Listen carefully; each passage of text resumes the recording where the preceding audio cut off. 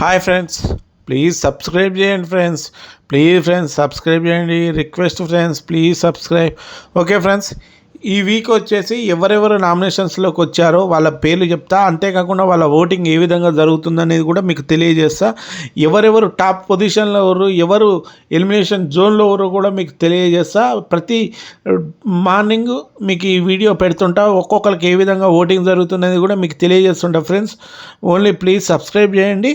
అయితే ఎవరైతే ఎలిమినేషన్ జోన్లోకి వచ్చారో ఫస్ట్ వాళ్ళ పేర్లు తెలియజేస్తా ఫ్రెండ్స్.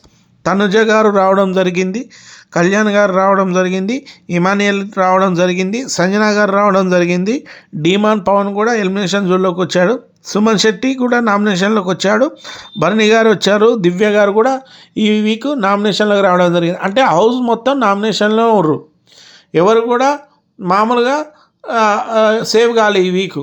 ఒక్క రీతు చౌదరి కెప్టెన్ కాబట్టి ఆమెకి ఇమ్యూనిటీ లభించి ఈ వీకు ఆమె సేవ్ అయింది కాబట్టి అంతే తప్ప మిగతా అందరూ ఎలిమినేషన్ జోన్ నామినేషన్ జోన్లోకి వచ్చేసారు ఆటోమేటిక్గా.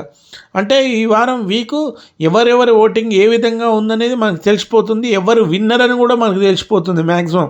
ఎందుకంటే ఎవరు విన్నర్ అని కూడా మనకు తెలిసిపోతుంది. ఎందుకంటే పోయిన వీక్ వచ్చేసి కళ్యాణ్ వచ్చేసి టాప్లో ఉండు, ఆయనకి 36-37% ఓటేజ్ వచ్చింది.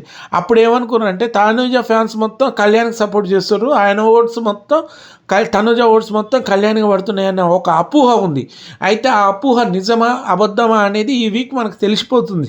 ఎందుకంటే ఎవరు టాప్ 1లో ఎవరు, ఎవరు టాప్ 2లో ఎవరు కూడా మనకు తెలిసిపోతుంది.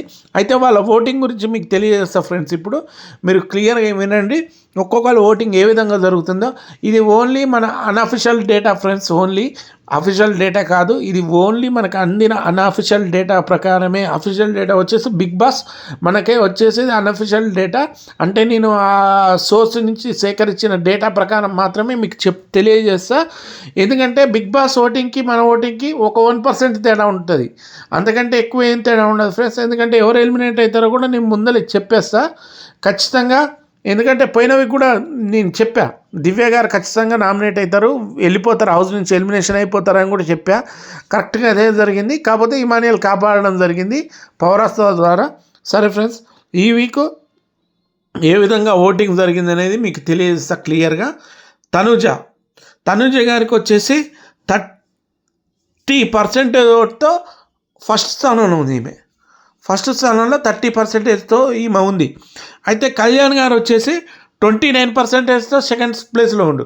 అంటే 30-29 1% తేడా. అంటే పోయిన వీకు కళ్యాణ్కి జరిగిన ఓటింగ్ అనేది జెన్యూన్ ఓటింగ్, ఎక్కడ క్రాస్ ఓటింగ్ జరగలేదు. తనుజ ఓట్లు అనేవి కళ్యాణ్కి పడలే.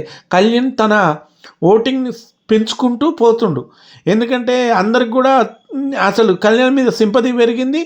ప్లస్ వాళ్ళ ఫాదరు వీళ్ళు వచ్చి వాళ్ళ బ్యాడ్ కండిషన్స్ ఇవన్నీ చెప్పినప్పుడు ఆయన మీద కూడా సింపతి పెరిగింది.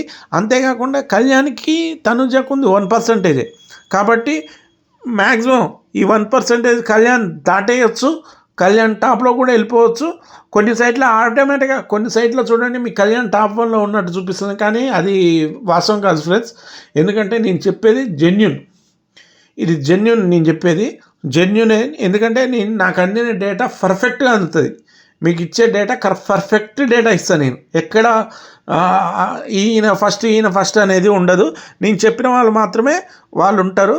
తనుజ వచ్చేసి 30%, కళ్యాణ్ వచ్చేసి 29. వీళ్ళిద్దరి మధ్యలో ఓన్లీ 1%. ఏ హాఫ్ అన్ అవర్కో ఇప్పుడు నేను మాట్లాడే టైం తర్వాత కూడా కళ్యాణ్ తనుజను దాటేయచ్చు, లేకపోతే తనుజ ఆటోమేటిక్గా 33-34% కూడా పోవచ్చు, మనం చెప్పలేము. ఎందుకంటే కళ్యాణ్ తన ఓటింగ్ని బాగా పెంచుకుంటుండు, ఊహించని అంత పెంచుకుండు కళ్యాణ్. పోయిన వీక్ జరిగింది కూడా ఆయనకు జెన్యూన్ ఓటింగే అనే అర్థమైపోతుంది మనకి. అయితే తనుజ ఓటింగ్ ఎవరికి క్రాస్ అయిందని కూడా నేను చెప్తా ఫ్రెండ్స్. తర్వాత ఇమానియల్కి అయితే ఓటింగ్ అసలు దరిదాపులో కూడా లేడు ఫ్రెండ్స్. వీళ్ళిద్దరి దరిదాపులో కూడా ఇమానియల్ అనే వ్యక్తి లేడు. First 2 weeks 3 weeks Emmanuel voting చాలా బాగుంది. అంతేకాకుండా భరణి గారు టాప్ 1 పొజిషన్లో ఉండు, అట్లాంటి భరణి గారు కింద స్థాయిలో పడిపోయిండు. అంతేకాకుండా ఇమానియల్ వచ్చేసి 10 వీక్స్ ఆయన నామినేషన్ రాకపోవడం ఆయనకి బ్యాడ్. ఎందుకంటే ఆయన ఓటింగ్ అనేది పెంచుకోవడానికి అవకాశం ఉన్నా కూడా ఆయన 10 వీక్స్ ఆయన రాలేదు. దానివల్ల ఆయనకి బ్యాడ్ అయిపోయింది. ఆయన ఓటింగ్ అనేది చాలా తగ్గిపోయింది. అసలు చాలా అంటే వీళ్ళిద్దరి మధ్యలో దరిదాపులో కూడా ఇమానియల్ లేడు. ఈయన వచ్చేసి పర్సంటేజ్ వచ్చేసి 11% ఓటు మాత్రమే ఉంది ఇమానియల్కి. తర్వాత సంజన గారికి, అంటే సంజన గారికి కూడా ఓటింగ్ జరుగుతుంది, కానీ ఈమె కూడా డేంజర్ జోన్లో ఉన్నట్టు ఫ్రెండ్స్. ఎందుకంటే ఇక్కడి నుంచి చెప్పే వాళ్ళందరూ ఎలిమినేషన్ జోన్లో ఉండొచ్చు. ఎందుకంటే ఈ వారం పోయిన వీక్ ఎలిమినేషన్ చేయలేదు, ఈ వారం కూడా డబుల్ ఎలిమినేషన్ ఉండొచ్చు, డబుల్ బాంబు ఉండొచ్చు, డబల్ బొనంజా కూడా ఉండొచ్చు. మనం ఊహించలేం, చెప్పలేం. ఎందుకంటే పోయిన వీక్ ఇద్దరు వెళ్ళిపోవాలి, ఒకళ్ళు వెళ్ళిపోవాలి లెక్క ప్రకారం, కానీ వెళ్ళిపోలే. ఇమానియల్ వచ్చేసి పవర్ అస్తా ద్వారా సేవ్ చేయడం జరిగింది. అయితే ఈ వీక్ మనం చెప్పలేం, బిగ్ బాస్ నిర్ణయం తుది నిర్ణయం ఉంటుంది. ఖచ్చితంగా డబుల్ ఎలిమినేషన్ కూడా ఉండవచ్చు, మనం చెప్పలేము. అయితే సంజన వచ్చేసి ఆమె ఓటింగ్ 6.50, ఈమెకు వచ్చేసి ఓటింగ్ ఇప్పుడు ప్రస్తుతం ఉన్న అందిన ప్రకారం డేటా ప్రకారం 6.50, only unofficial data friends, official data కాదు. తర్వాత వచ్చి డిమాండ్ పవన్ 6%తో ఓట్లతో ఉండు ఫ్రెండ్స్. ఈయన డిమాండ్ పవన్ ఓటింగ్ కూడా చాలా వరకు తగ్గిపోయింది. ఎందుకంటే ప్రతి విషయంలో రీతు చౌదరి గివప్ ఇవ్వడం, రీతు చౌదరికి సపోర్ట్ చేయడం, మన కెప్టెన్ టాస్క్లో కూడా ఆయన అంతటా ఆయన గివప్ ఇచ్చేసి రీతు చౌదరికి వదిలేయడం, ఇవన్నీ చూస్తుంటే జనాలు కూడా రేపు ఒకవేళ నేను విన్నర్ చేసిన కప్పు తీసపై రీతు చౌదరి చేతిలో పెడతాడేమన్న ఒక అపోహ జనాలు ఉంది. అందుకోసం ఈయనకు ఓటింగ్ అనేది చాలా తగ్గిపోయింది. వాస్తవం చెప్పాలంటే డిమాండ్ పవన్ జెన్యున్ కరెక్ట్ వ్యక్తి, ఎవరితో ఎక్కువ గొడవలు ఉండవు, కరెక్ట్ మనిషి, అందరికి సహాయం చేసే మనిషి. ఎందుకంటే ఆయన కాడ నెగిటివిటీ ఉండదు, అంత పాజిటివ్గానే ఉంటాడు మనిషి. అందరితో కూడా కలిసి ఫ్రెండ్షిప్లో చేస్తుంటాడు. మంచి ఎమోషనల్ వ్యక్తి కూడా, చాలా ఎమోషనల్ వ్యక్తి, మంచి వ్యక్తి, ప్లస్ గుడ్ ప్లేయర్, ఎక్సలెంట్ ఆడతాడు. మీరు ప్రతి టాస్క్ ఆయన ఉండంటే ఖచ్చితంగా ఆయనే విన్ అవుతాడని అందరూ అనుకుంటారు. అందుకోసం ఆయన టాస్క్లో రావడానికి కూడా అవకాశాలు ఇవ్వట్లే ఇంటి సభ్యులు. కాబట్టి కానీ డిమాండ్ పవన్ ఓటింగ్ మాత్రం చాలా తగ్గిపోయింది. తర్వాత సుమన్ శెట్టి ఓటింగ్, ఇక్కడ ఫ్రెండ్స్ తనుజ ఓటింగ్ వచ్చేసి పోయిన వీక్ క్రాస్ అయింది. నాకు తెలిసి సుమన్ శెట్టి గారికి క్రాస్ అయి ఉంటుంది. ఎందుకంటే సుమన్ శెట్టి గారి ఓటింగ్ వచ్చేసి 6% ఉంది, అంటే చాలా తక్కువ ఉంది. పోయిన వీక్ వచ్చేసి 13% సుమన్ శెట్టి ఓటింగ్ ఉంది. అసలు ఈ వీక్ వచ్చేసి 6% వచ్చింది. ఇంకా తక్కువ అవుతుంది కాబట్టి పెరగట్లేదు. అది మిగతా వాళ్ళదన్నా కొద్దిగా 1-2 అట్లా పెరుగుతుంది. కానీ సుమన్ శెట్టి గారి ఓటింగ్, ఈయన కూడా ఈ వారం ఎలిమినేషన్ జోన్లో ఉన్నట్టే, ఈయన కూడా ఎలిమినేషన్ కావచ్చేమో, మనం చెప్పలేం. ప్లస్ ఇంకా కాకపోయే 3 days 4 daysలో ఈయన ఓటింగ్ కూడా పెరగచ్చేమో, మనం చెప్పలేం ఫ్రెండ్స్. కాకపోతే ఇమానియల్ ఖచ్చితంగా సుమన్ శెట్టి గారి ఓటింగ్ అనేది చాలా వరకు క్షీణించింది. పోయిన వీక్ ఖచ్చితంగా తనుజ ఓటింగ్ మాత్రం సుమన్ శెట్టి గారికి కొద్దిగా క్రాస్ అయి ఉంటుంది. ఎందుకంటే అందరం కళ్యాణ్ గారికి క్రాస్ అయింది అది ఇది అనుకున్నాం, కానీ వాస్తవం చెప్పాలంటే సుమన్ శెట్టి గారికి క్రాస్ అయింది. తర్వాత భరణి గారు, ఇక భరణి గారు ఓటింగ్ అయితే మనం అందరం అనుకున్నాం నాగేంద్రబాబు గారు కనిపించారు, నాగేంద్రబాబు గారు సపోర్ట్ వచ్చారు, మెగా ఫ్యాన్స్ సపోర్ట్ వస్తుందని మనందరం ఊహించాం.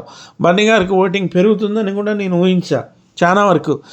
ఆయన టాప్ 1 పొజిషన్లో కూడా పోతాడు అనుకున్నా. ఎందుకంటే ఫస్ట్ 3 weeks ఆయన ఫస్ట్ విన్నర్ అనే ఆయన దరిదాపులో కూడా ఎవరు ఉండకపోయేది. అట్లాంటి వ్యక్తి కింద స్థాయికి పడిపోయాడు.